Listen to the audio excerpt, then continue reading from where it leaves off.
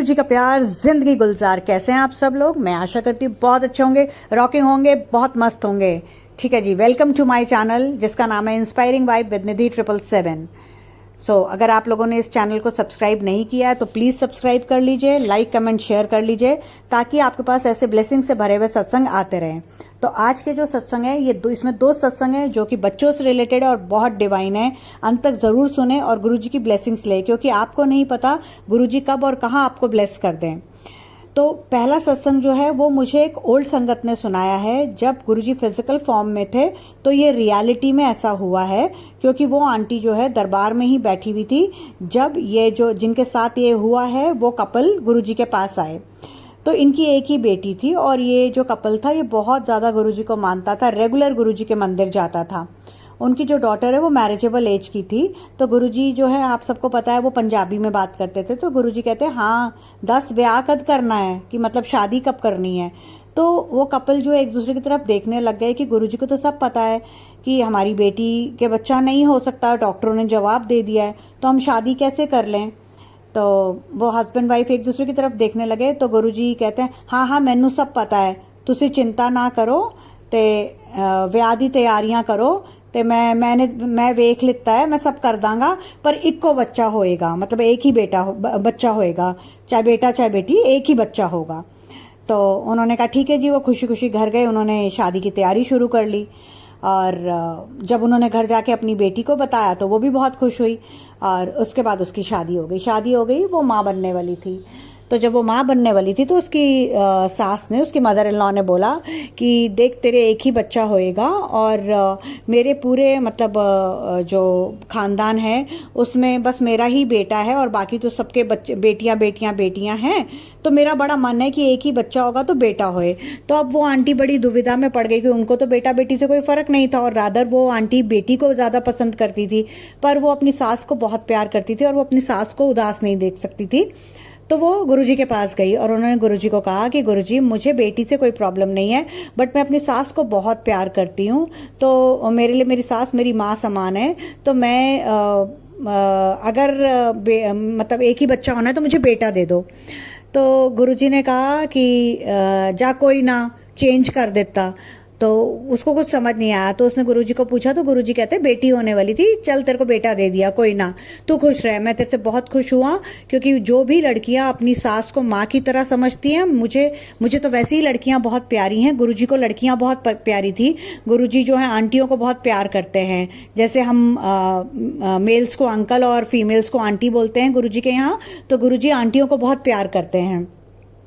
तो वो बहुत खुश हुए ये आंटी की इस भक्ति से, भाव से, कि वो अपनी सास में अपनी माँ देखती थी। तो उन्होंने कहा जा तेरे को मैंने बेटा दे दिया। तो आंटी बहुत खुश हुई और वो फिर खुशी खुशी गुरुजी की ब्लेसिंग्स लेके अपने घर चली गई। उसके बाद गुरुजी ने अभी जब मैं सत्संग अपलोड कर रही हूँ, गुरुजी ने मुझे बहुत बहुत डिवाइन, बहुत ब्लेस्ड थॉट दिया है। जो भी आप में से जो भी माँ ये सत्संग सुन रही हैं और अपने बेटे के लिए परेशान है, तो वो खुश हो जाएं। गुरुजी कह रहे हैं मैंने उन्हें ब्लेस कर दिया और तुम तैयारी कर लो, तुम्हारा बेटा बाहर जाने वाला है। बिल्कुल सही आपने सुना। अगर आप अपने बेटे को इंडिया से बाहर भेजना चाहते हैं तो आप तैयारी शुरू कर लीजिए, आपका बेटा बाहर जाने वाला है। लेकिन बेटियां तो गुरुजी के दिल के बहुत करीब हैं, तो गुरुजी ने बेटियों के लिए ये ब्लेसिंग दी है कि वो आपका नाम रोशन करेंगी। 7 से 16 अप्रैल के बीच उन्हें कोई बहुत बड़ी सेवा मिलेगी। हो सकता है उनको अपने घर में मिले, हो सकता है ऑफिस में मिले, जहां भी हैं उन्हें बहुत ज्यादा आदर सम्मान मिलेगा और उनकी खूब वाहवाही होएगी। और अब जो दूसरा सत्संग है वो एक न्यू संगत का ही है, जो गुरुजी को 5-6 महीने से ही मानती हैं। तो उनके 2 बेटे हैं और 2 बेटे में से एक बच्चा तो उनका स्पेशल किड है और जो दूसरा बेटा है वो काम नहीं करता और आंटी के हस्बैंड नहीं है। तो वो जो आंटी हैं वो गुरुजी को बहुत मानती हैं और गुरुजी से रोज अरदास करती थी कि गुरुजी मेरा बेटा जो है 5 साल से बेरोजगार है और मैं तो आपको 5-6 महीनों से ही मान रही हूँ, प्लीज कुछ चमत्कार कर दो। मैंने आपके बारे में बहुत सुना है, आपके चमत्कारों के आगे सब लोग नमस्कार होते हैं, आप महाशिव हो, प्लीज मेरे बेटे पर भी अपना आशीर्वाद बरसा दो, इसकी बुद्धि सही कर दो, आपके सिवाय मेरा कोई सहारा नहीं है। तो अभी 4-5 दिन पहले ही आंटी के साथ चमत्कार हुआ है और गुरुजी ने उनके जो बेटे की बुद्धि है वो चेंज कर दी और वो बेटा अपनी माँ से बोलता है कि माँ मैंने बहुत साल खराब कर लिया, अब मैं काम करूँगा, तेरे को और अपने भाई को देखूँगा। तो ऐसे चमत्कार हमारे गुरुजी करते हैं। और आज इस सत्संग से गुरुजी जो है संगत जी उन्होंने बोला है, आप सबके लिए मैसेज दिया है कि मैं और माता रानी कल तेरे घर आ रहे हैं। कल से नवरात्रे शुरू हैं, तो वो नवरात्रों में माता रानी के साथ आ रहे हैं आपके बच्चों को ब्लेस करने के लिए।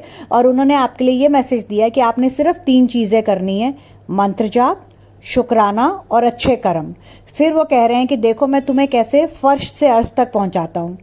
दूसरी बात जो बहुत इंपॉर्टेंट अभी मेरे दिमाग में उन्होंने एक ये टेलीपैथी से थॉट दिया है कि कमियां हम सब में होती हैं। हम कहते हैं उसने ऐसा किया, इसने ऐसा किया, नहीं, आपको किसी की कमी नहीं देखनी। आपने खुद को शांत रखना है, खुद को सुधार करना है और फिर आप देखो कि आप कितने ज़्यादा गुरुजी के करीब जाते जाओगे। और जितने करीब जाते जाओगे उतना आप गुरुजी को से कनेक्ट होते जाओगे। तो आपको निधि आंटी की या किसी भी आंटी अंकल की ज़रूरत नहीं होगी।